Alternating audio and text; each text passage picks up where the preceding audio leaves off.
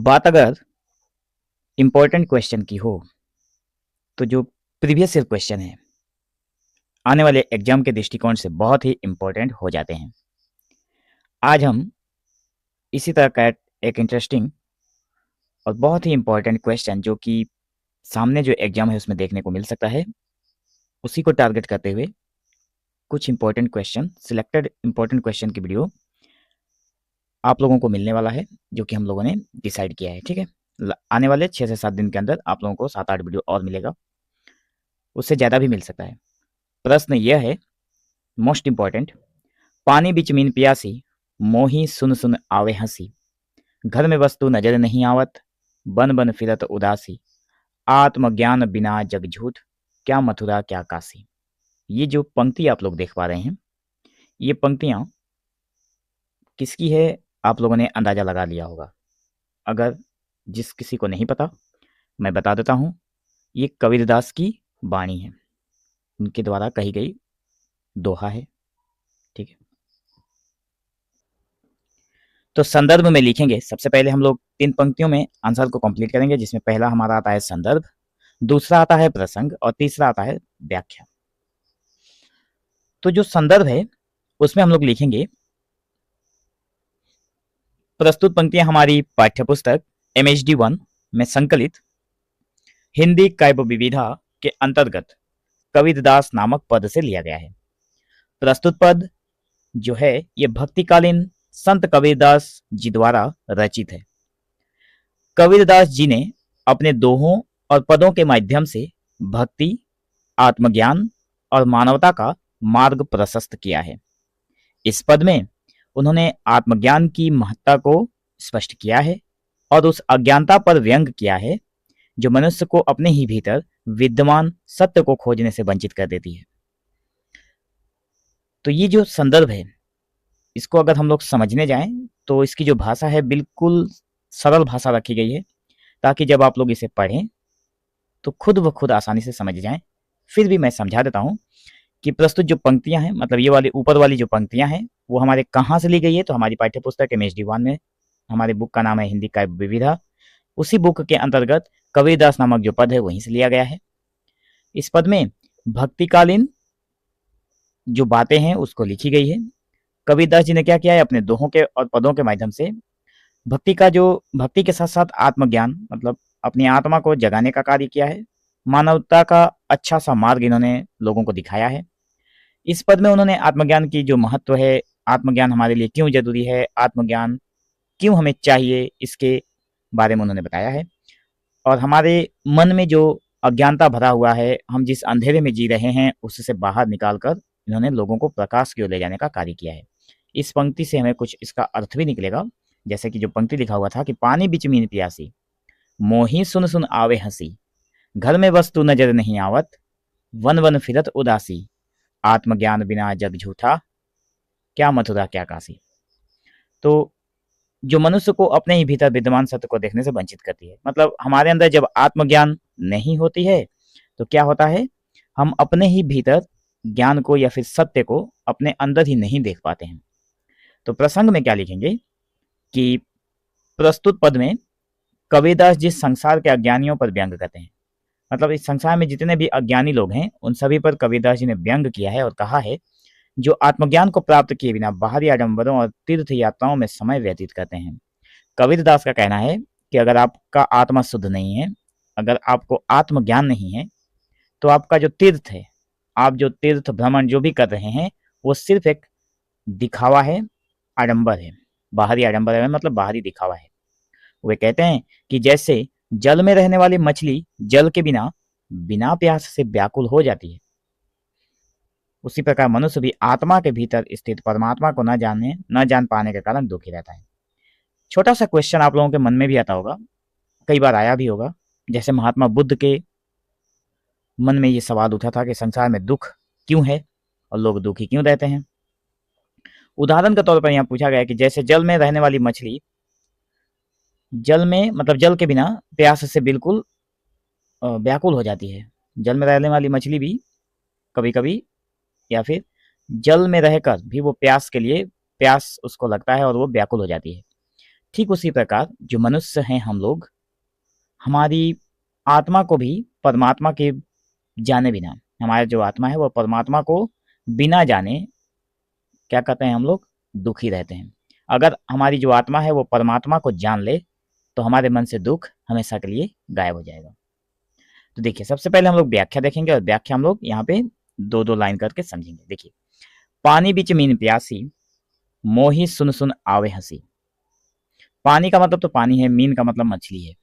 ठीक है, तो कबीरदास जी कहते हैं कि जैसे जल में रहने वाली मछली जल में रहते हुए भी प्यास से व्याकुल हो, तो यह अज्ञानता और मूर्खता का प्रतीक है। छोटी सी बात है, अगर जल में रहने वाला जो मछली है या फिर मीन है, जो प्राणी है, अगर वो बोले कि मैं प्यासा हूं, तो ये बात थोड़ा अजीब सा लगेगा। कोई भी इस बात को मानने के लिए राजी नहीं होगा कि जल में रहने वाला प्राणी पानी के लिए प्यासा हो। ठीक है, तो ये अज्ञानता है और मूर्खता है। इसी प्रकार मनुष्य भी परमात्मा के सानिध्य में होते हुए भी उससे अनभिज्ञ रहता है और व्यर्थ में दुखी होता है।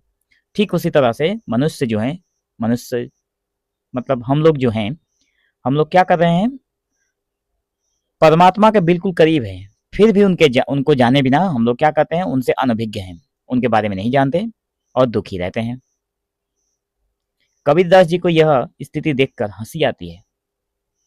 कबीरदास जी ने जब इस स्थिति को समझा, जब उन्होंने बहुत गहराई से इसका अवलोकन किया, तब उनको पता चला और उन्होंने मतलब इस स्थिति को देखकर वे हंसने लगे। इसलिए कहते हैं कि मोही सुन सुन आवे हंसी, कि पानी बीच मीन प्यासी।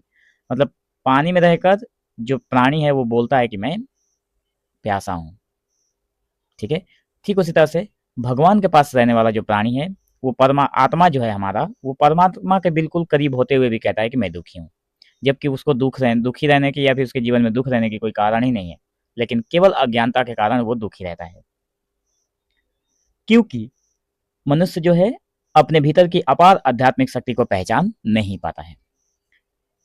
दूसरी पंक्ति है, घर में वस्तु नजर नहीं आवत, वन वन फिरत उदासी। देखिए कितनी छोटी सी बात है, बहुत बड़ी बात यहाँ पे कही गई है कि यहाँ घर का तात्पर्य है मनुष्य के हृदय से। मनुष्य का जो हृदय है उसको कबीरदास ने घर कहा है, जहाँ परमात्मा का वास है। घर में किसका वास है? परमात्मा का। तो हृदय में किसका वास है? मनुष्य के हृदय में किसका वास है? परमात्मा का। लेकिन अज्ञानी व्यक्ति उस परम सत्ता को अपने भीतर देखने में असमर्थ होता है।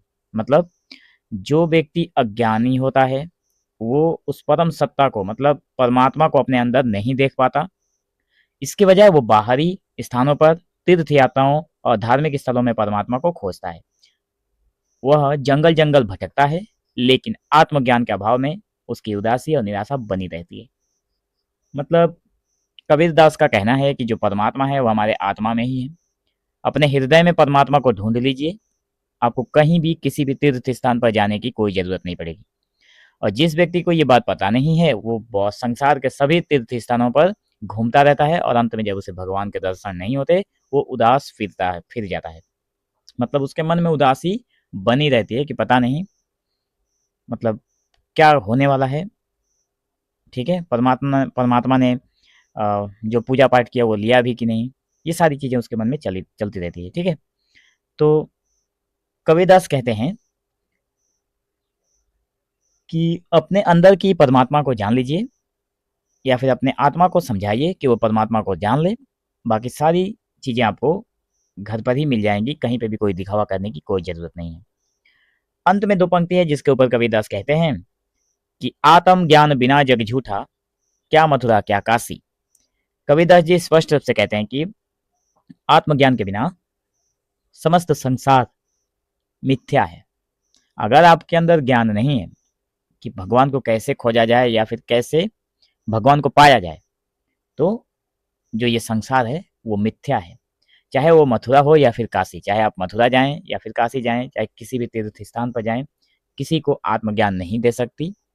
यदि मनुष्य अपने भीतर झांकने का प्रयास न करे, वे ये कहना चाहते हैं कि जब तक मनुष्य को आत्म साक्षात्कार नहीं होता तब तक उसकी समस्त धार्मिक गतिविधियां व्यर्थ हैं।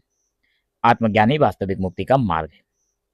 ठीक है दोस्तों, अब हम लोग निष्कर्ष को देखेंगे जो बहुत ही इंपॉर्टेंट है। तो देखिए, कबीरदास जी इस पद के माध्यम से हमें आत्मचिंतन और आत्मानुभूति का संदेश देते हैं कि अपने ऊपर चिंतन करना चाहिए और आत्मा की जो अनुभूति है उसको फील करना चाहिए। आत्मा की जो मौजूदगी है, परमात्मा से उसका जो कनेक्शन है, उसके बारे में समझने की कोशिश करनी चाहिए।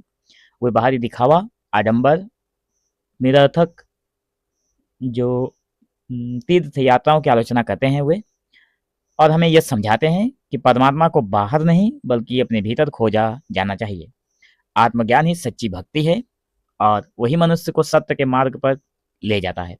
आत्मज्ञान जिस व्यक्ति के पास होता है वो व्यक्ति हमेशा सत्य के मार्ग पर चलता है और सत्य के मार्ग पर चल सकता है।